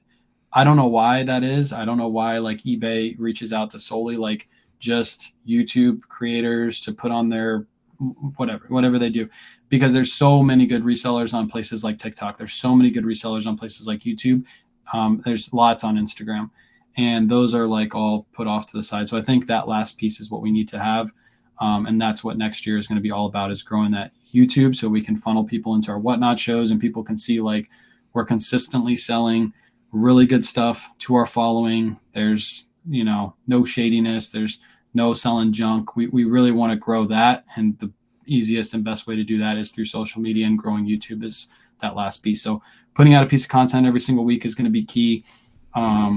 Putting out the live thrifts. If you guys want to go watch those, you can watch me live thrift for like 2 hours. Just watch it on your phone. It's a lot better because it's filmed in portrait mode, because it's done on TikTok. And keeping up with the lives. I think that's key too, is doing the daily lives. I think people really like those, and we can engage just like we're engaging right now. I can bring people in and just have good conversations anytime I want. So there you go. Love it. The Flipper dude says, "Hey, Wayne, let's talk about consignment. Hey, hit me up, IG, if you want to consign. If you got good stuff, it's gotta be fire though. It's gotta be fire. It's gotta be stuff, you could sell for $35 or more on eBay. We're not the lower margin stuff. We just don't make enough money. By the time you ship it to us, you're not going to make enough money. It doesn't make any sense. But if you got stuff that's $35 or more, hit me up. 70-30 splits. You get paid out. Basically, we ran our items on Friday. My consigners are either getting paid out tonight after this live or first thing Monday morning. So they got their items run. They get paid out on Monday. Nice. So for people that are looking to maybe do consignment, hit up KAYWAY and make sure the stuff is fire. So, are you going to continue doing both short form and long form on the same YouTube channel? Yeah. So it's tricky. And I know you know this. YouTube is a minute, and TikTok and Facebook are, you can put 2 minute, 3 minute. So it's hard to put up to like 10 minutes on TikTok. And you could put a whole YouTube video on Facebook if you really wanted to, which is something that we might be doing in the new year too, is maybe playing around with a little bit of that, because I don't see anybody doing that either. But that's the hard part, is I want to put all the same content on YouTube that I do on TikTok, but then I got to do a lot more editing afterwards to try to shorten it down, and you might lose pieces that you really need in those videos. So I put short form content that I can put on YouTube, and I normally, like if it's a thrifting video, I'll just cut off the back end and just put in like 4 or 5 pieces instead of 7 or 8. So I'll still continue to do that. And then the long form, going to try to put out weekly videos, maybe not in January, because that's when our announcement happens, but starting like February, March, and just start, busting it out. Maybe not, maybe in January, because the announcement will go along with making YouTube videos. It's gonna be a big announcement, and if we can do it, it's going to, I think it's going to project us to where we want to be in a very, very short period of time. So that's something me and Kayla are discussing actively, and we're going to make it happen. So are you going to continue to do both? Yeah. I don't think there's no reason to stop short form. Short form is king right now. I think long form is good, but short form is king. You can hit way more people at short form than you can hit long form any day of the week. The reason why I think, I talk to Kristen like every day. So Kristen is asking because short form and long form, if you're putting them on the same channel, if you want to grow your long form, it's going to suffer because of the short form, because it's 2 different kinds of people watching 2 different types of videos.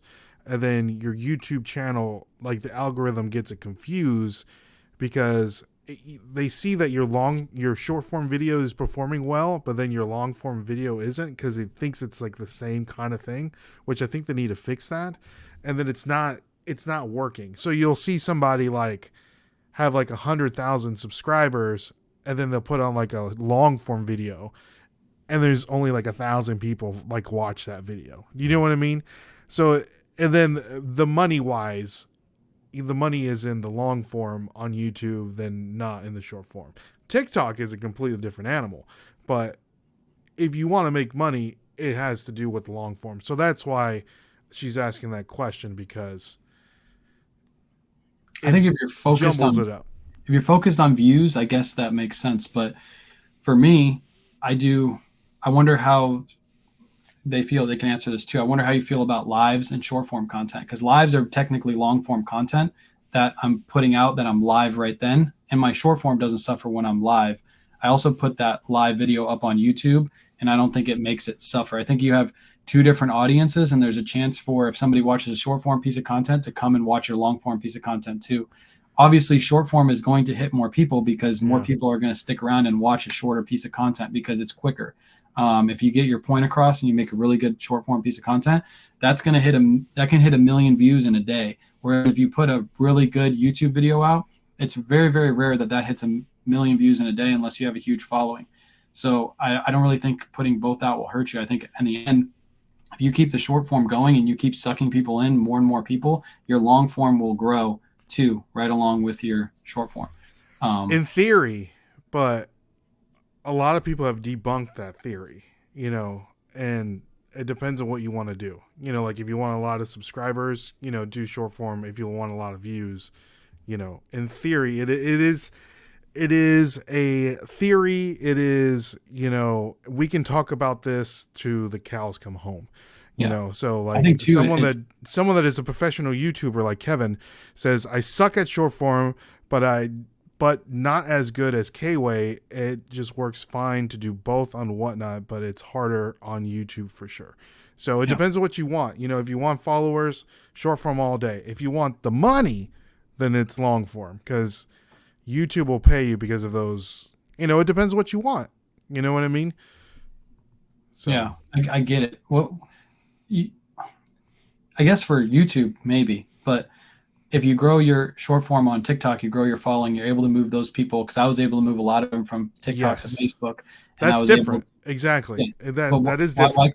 Why couldn't you use the same concept of moving the same people from TikTok and Facebook to YouTube? Like when I put out a video, I'm able to post it on Facebook and TikTok. Obviously that, not everybody migrates over there, but I'm sure I get more views on that because those people, and the reason I grew those platforms is because of the short form content. Like Facebook following is strictly from short form content. And for anybody who does Whatnot right now, if you can grow a Facebook following, you can convert those people over to Whatnot very well, and they actually spend more. Like most of the people that follow me on YouTube and TikTok are resellers, but people who follow me on Facebook are a different audience. Grandmas. When I bring them over to Whatnot, they actually, like, most of my people are buying from me are actually from Facebook. And I think a lot of people leave that out. I think that's one reason my Whatnots are successful now, is because I brought that audience over. So I think there's opportunity to migrate people over. I wouldn't just give up on short form and say like it's hurting my YouTube videos. So I'm just put out YouTube videos. I think you should do everything all at once, because at any point in time, YouTube could switch an algorithm and it moves everybody to your long form content. Correct. What if they just put your long form? I would love that. What if they stuck your long form video right at the top and you weren't growing your short form content, and then you tried to start it all up again, and now you missed the opportunity to bring everybody to your YouTube video because they started deciding to, hey, at the end of the reel, if they liked it, they suggest your video and then they go right into your video. Yeah. So I think you should do everything. Like, I think there was a point I'm in your boat, because like I want to do everything. Like I'm not that great at doing long form content unless it's something like this, but I love doing short form content. My short form content does way better than my long form content. I don't know why. Maybe it's just because my analytics, or the people that watch my videos, are like 18 to 23-year-olds. People that watch longer form content are usually a little bit more of the longer or older people. You know what I mean? They have more patience. So it is, hey, I'm in the boat with you. I think a lot of people just follow where the money is. Like there was a point in time where Facebook dropped their program where they were paying everybody for reels, and a lot of creators like stopped putting out consistent reels. They just did one every once in a while. And during that period of time, I just blasted reels. I was just pushing out reels because I knew that there was an open space now. Not as many are putting out reselling videos, so my videos are going to be suggested to more people. And that's how literally I had like 3 or 4 videos that blew me up from, I think I was at like 50K, and in like a month I went from 50K to 100K followers. And then I kind of like stopped for a little bit because I was going too hard, and I kind of took it easy. But I think starting up next year, I'll start that back up again. But yeah, that space was wide open because people were just following the money. And again, Yeah. I think you should just be consistent. I think the key is just consistency. Consistency. That's like you said in the beginning, you want to grow your following, you went live every day for a year. Same thing that Kevin did. He put a video every day for a year. Mm-hmm. And 2 to 3 hours every single day on live every night, to where Kayla was like, what are you doing? Like, you're not making any money from this. And I'm like, it's not about making money. It's about growing the following and helping people learn how to do what I do. That's what it's all about at the end of the day. She's like, well, you're wasting your time. And now fast forward a year and a half later, it's not so much of a waste of time now because you have the loyal following that goes with me. So yeah, I say, to quote the late great Randy Macho Man Savage, the cream will always rise to the top. So Joel, this is a great, and we'll end it on this. Where's the other comment? Here we go. Can't wait to come back a year and have another interview to see where he goes. So yep. Wayne, thank you so much. And I know we can keep talking, and the chat is also buzzing. Well, you can ask all these questions to Wayne each and every day when he goes live on all the platforms. So Wayne, I always like to end the show with goals. What are your goals reselling wise, if you consider yourself a reseller, if that's your pronoun for the day, and personal? Goals as a reseller. Well, again, we have a big announcement. I don't want to give it away. It's too early, but we have a really big announcement coming in near January 1st. I don't know if I'm going to put out before or after, but it's going to be a big one. It's going to be something really cool. Next year, I think just be consistent with what we're doing. Obviously, focus on sales. I think there's opportunity next year, if we play our cards right, to possibly do like $250,000 in sales on Whatnot. And I think that's like undershooting what we possibly can do if we just be consistent with what we're doing right now. Like I said, this year we just hit 100K on Black Friday. That was where we hit 100K, which is awesome. That's really cool. Like, starting this year with not even on the platform and growing it to 100K is like really dope. Yeah. I think there's opportunity to do that next year and like double it, if not get close to tripling it. Growing YouTube, like I said before, is another goal that I have. I really want to dive in that space. Like I said, there's a lot of people I don't consider you like on social media, and even if you have 1 million followers, like shout out to Bearded Thrifter. People don't even know him on YouTube. He's huge on all platforms, but he's not known on YouTube, which is absolutely crazy to me. And if I'm able to grow it correctly, I really want to show like all these big businesses, Poshmark, eBay, Mercari, whatnot, that there is a huge reselling group on TikTok and there's a huge reselling group on Facebook. You can't just look at YouTubers. But I think I need to get big on YouTube to be able to do that. I think the reason, that's why, because that's where the advertisers spend the most money. And I think that's the reason. I agree, but there's so many great people on TikTok that are so underknown. Shout out Chris at Peak hanging out in chat, Travis in the chat. Like, there's so many people on TikTok that are on the ground grinding every single day. Grinding, baby. They're showing themselves. They're showing what they're doing, and I love to see it. And I want to bring attention to that platform as much as I can. So I think that's coming next year too. But those are some of my goals. And then one of the goals is to lose a little bit of weight. I've been putting on some. Bro, I'm right there with you. Maybe I need to fly out to Nashville. We can go to the gym together or something. Let's do it, man. Hey, I got some good chicken wing spots here too, so we can get. We're talking about going to the gym, and now you're talking about chicken wings. Hey, I'm just saying. I know you like chicken wings. I love chicken wings too. Do we walk into the gym with our Coogee sweaters on and just like start pumping iron? That's a viral video all in itself. But yeah, I won't focus on that. I think I can lose like 30-ish pounds and get back into fit KAYWAY shape. So I think that's what we're going to focus on next year. Awesome. Well, guys, again, make sure you follow Wayne on all social media platforms. His link tree is down in the description below. Make sure you follow them everywhere. And if you haven't, go ahead and hit the subscribe button. We would greatly appreciate it.